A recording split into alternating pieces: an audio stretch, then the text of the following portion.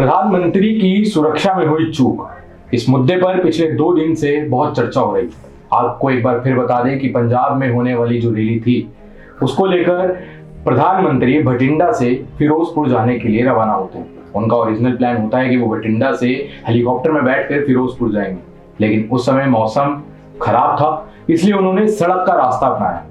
लेकिन जब वो निकलते हैं तो फिरोजपुर पहुंचने से पहले एक फ्लाईओवर आता है और वहां पर उनका काफिला रुक जाता है।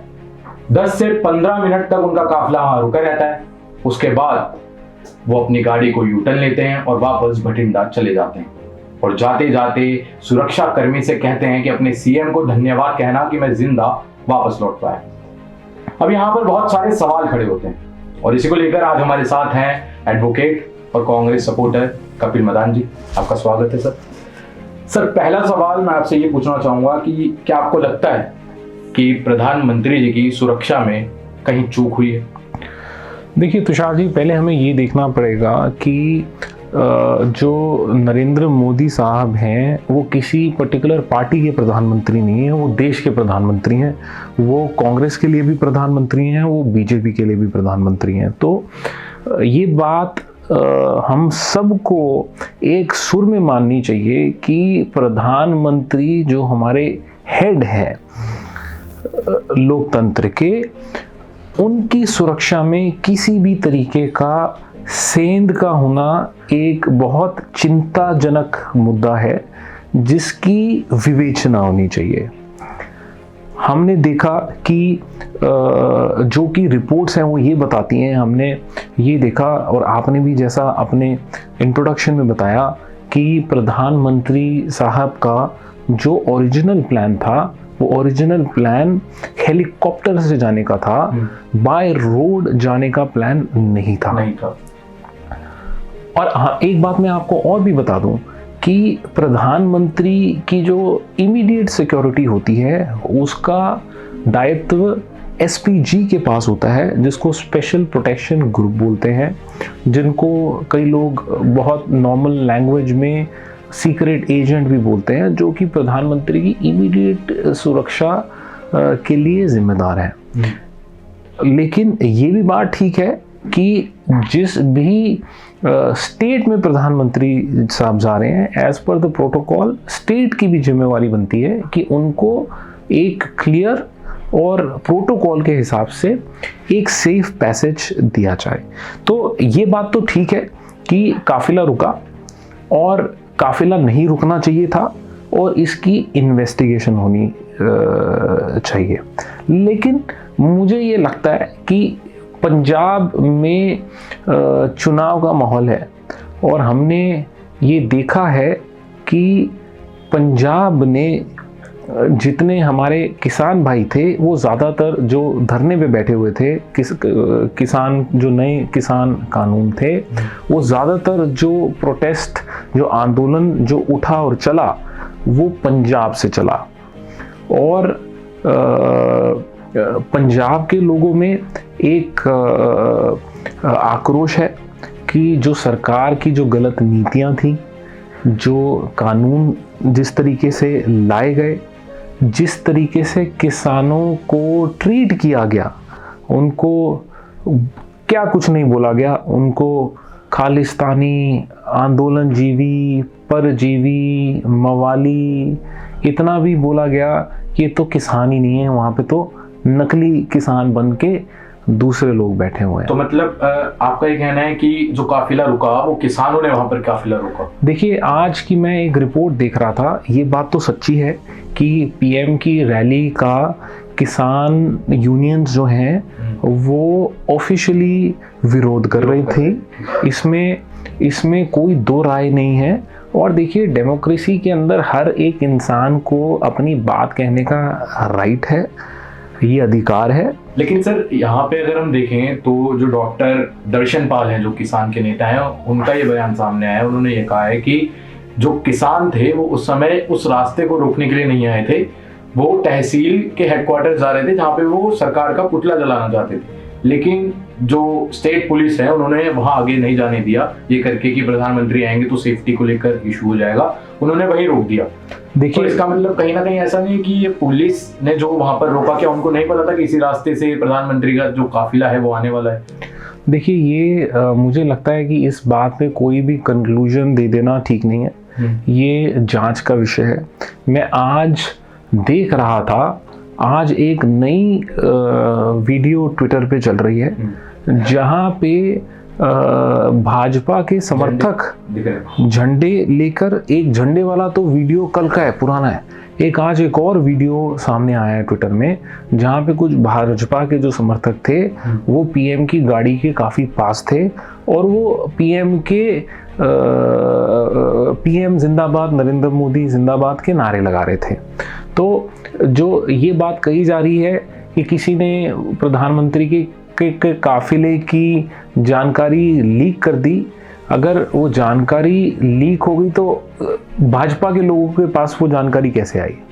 तो ये एक इत्तेफाक भी हो सकता है कि किसान जा कहीं और रहे थे, वो किसी और कारण से प्रोटेस्ट कर रहे थे, लेकिन इत्तेफाक से पीएम का काफिला भी वहीं से निकलना था और हमने ये एक जो आइडली जो नहीं होना चाहिए था वो एक इंसिडेंट हो गया। तो अगर इसके पीछे का हम जिम्मेदार देखें कि मतलब पूरी सिक्योरिटी को लेकर कौन जिम्मेदार है, ऐसा बोला जा रहा है कि प्रधानमंत्री जब 15 से 20 मिनट उस काफिले में रुके रहे तो बहुत से कॉल किए गए लेकिन किसी ने कॉल नहीं उठाया उनके। तो कहीं अगर ये बात सच है तो ऐसा तो नहीं है कि जानबूझकर एक ऐसा बनाया गया हो कि इनको आज पंजाब की रैली में नहीं जाने दिया जाएगा पंजाब स्टेट की तरफ से, जैसा कि बोला जा रहा है कि जब वो निकले थे कि उन्होंने अपना प्लान चेंज किया कि हम सड़क के रास्ते जाएंगे, तब वहां पर डीजीपी को भी पहले इन्फॉर्म कर दिया गया था कि हम सड़क के रास्ते आ रहे हैं, चीफ सेक्रेटरी को भी बता दिया गया था। तो ये उनकी जिम्मेदारी भी थी, उनको जब पता था कि अगर वो सड़क के रास्ते आ रहे हैं तो वो सड़कों को खुलवा के रखे। देखिए तुषार जी, मैं फिर से यही बात बोलूँगा कि ये जो इंसिडेंट हुआ है ये नहीं होना चाहिए था और इसकी जांच होनी चाहिए और जांच में जो भी सामने आएगा, आज मैं आपको अभी आधे घंटे पहले का एक अपडेट है कि सुप्रीम कोर्ट में एक पिटीशन फाइल हो गई है और सुप्रीम कोर्ट ने जो Punjab and Haryana high court है उनको एक आदेश दे दिया है कि आप ये सिक्योरिटी से रिलेटेड जो भी सारे दस्तावेज थे आप इनको अपनी कस्टडी में लेके आप इनको प्रिजर्व करें। तो देखिए ये किसकी क्या वहाँ पे एग्जैक्टली हुआ और क्या नहीं हुआ, किसके पार्ट पे लैप्स था। देखिए ये पीएम की सिक्योरिटी, स्पेशली जब पीएम किसी दूसरी स्टेट में जा रहे हैं, एक साइकिल के दो पहिए होते हैं, तो होम मिनिस्ट्री और जो कंसर्न स्टेट है जिस स्टेट में पीएम साहब जा रहे हैं वो दोनों को साथ साथ चलना है। ऐसा नहीं हो सकता कि आप खुले तौर पे आप बोल दें कि नहीं ये तो स्टेट पुलिस की ही पूरी जिम्मेदारी थी और या आप ये बोल दें कि ये नहीं ये तो एसपीजी की ही पूरी जिम्मेदारी थी। जब प्रधानमंत्री साहब का काफिला और जब उनके रूट्स बनते हैं उनको पहले सैनिटाइज किया जाता है, पूरा देखा जाता है और कंटिंजेंसी रूट्स भी बनते हैं। मैं चन्नी साहब की प्रेस कॉन्फ्रेंस देख रहा था, जब ये काफिला रुका तो चन्नी साहब ने ऑन रिकॉर्ड कैमरा पे एक आके बात बोली है कि प्रधानमंत्री साहब को बताया गया कि एक हम ऑल्टरनेट रूट से उनको लेके जा सकते हैं, नंबर 1, और एक हेलीकॉप्टर का भी प्रस्ताव वहाँ पे दिया गया कि उनको वहाँ से आगे हेलीकॉप्टर में भी लेके जाया जा सकता है। मैं आपको एक बड़ी इंटरेस्टिंग बात बता देता हूँ कि सिमिलर एक ऐसा इंसिडेंट हुआ था 25 दिसंबर 2017 में, जब पीएम साहब योगी जी मेट्रो लाइन का उद्घाटन करने के लिए जा रहे थे। वहाँ पे भी एक सिमिलर इंसिडेंट हुआ था, वहाँ पे भी इसी तरीके के जाम में पीएम फंस गए थे। जो हुआ, एसएसपी को इंक्वायरी करने के लिए बोला गया, लेकिन इस तरीके का राजनीतिकरण इस मुद्दे का नहीं बनाया गया।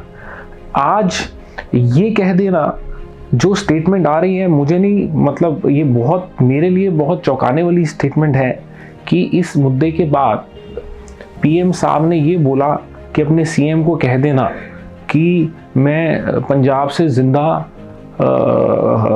वापस चला गया, उनको धन्यवाद कहिएगा। तो मुझे ये लगता है कि पहली चीज़ मुझे लगता है कि मैं नहीं मानता इस तरह ये कोई स्टेटमेंट देने वाली स्टेटमेंट है।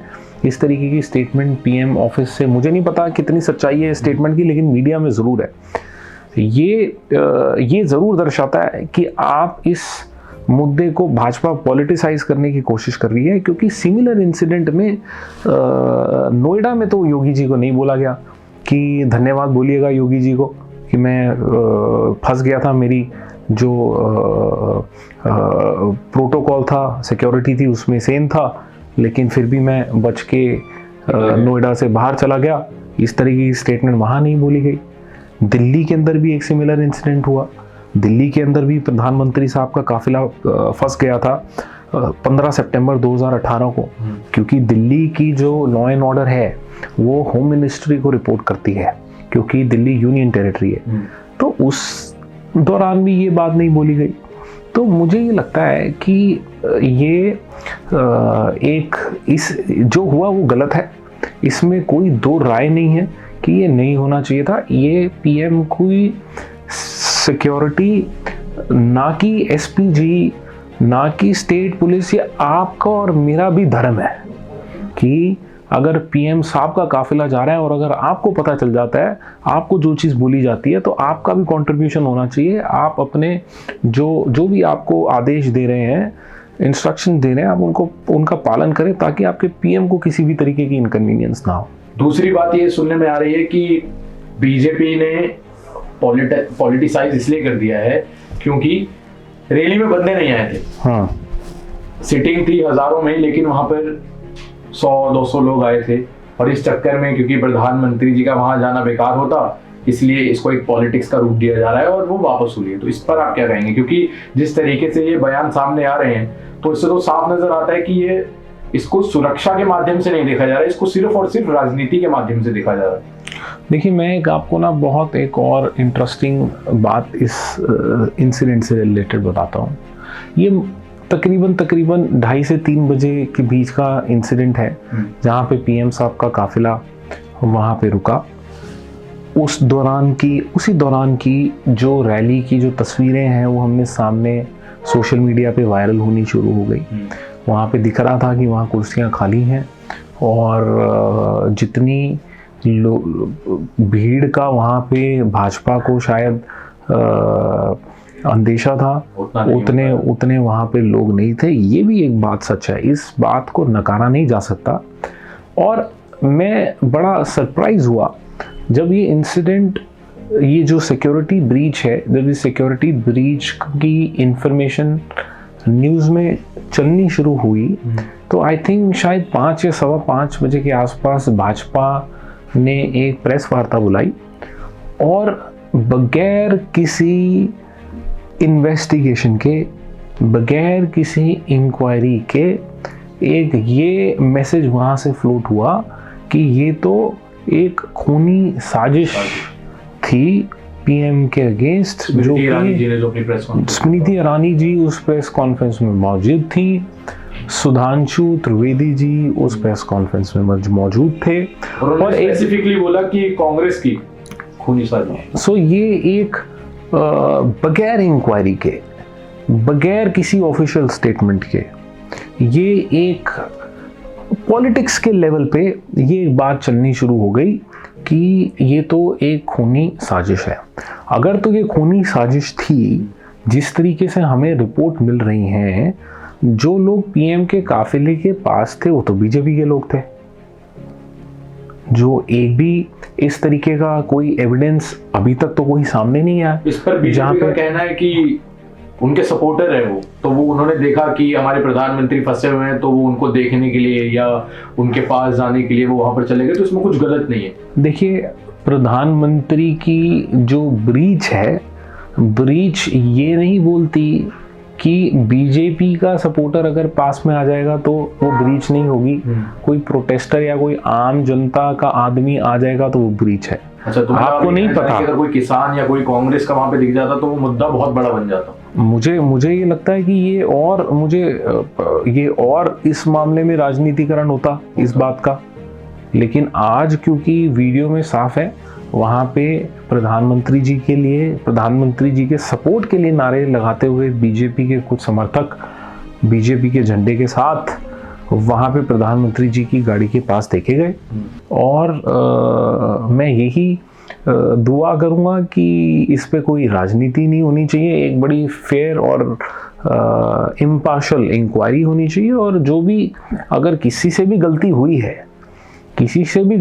है, चाहे वो किसी भी डिपार्टमेंट का आदमी हो, जो भी कानून के दायरे में उसका सजा बनती है, जो उसका कॉन्सिक्वेंस बनता है, वो होना चाहिए।